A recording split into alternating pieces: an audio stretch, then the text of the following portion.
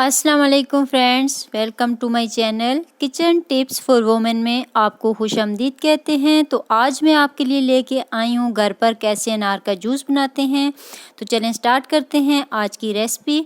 तो अनार का जूस बनाने के लिए मैंने 1 kg फ्रेश अनार लिए हैं और उनको अच्छे से वॉश कर लिया है। अब इन सब अनारों को काट के तो जितने भी इनके सीड्स हैं वो हमने निकाल लेने हैं और उनका जूस बनाना है। तो फ्रेंड्स, जैसे कि आपको मालूम है कि आज का डेंगू फीवर बहुत ज़्यादा फैला हुआ है, जिसकी वजह से प्लेटलेट्स बहुत ज़्यादा ड्रॉप हो जाते हैं।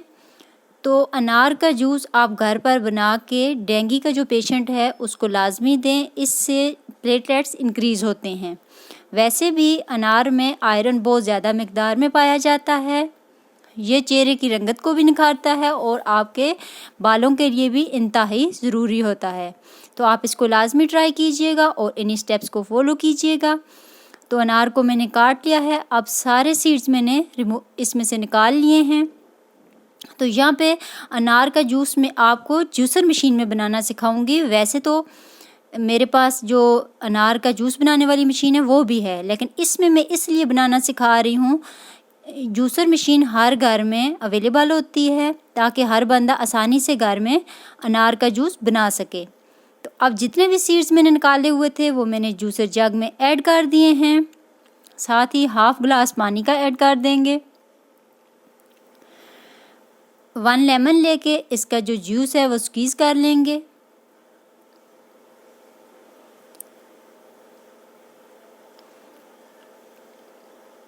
One pinch black salt add कर देंगे और 1 pinch black pepper powder add कर देंगे।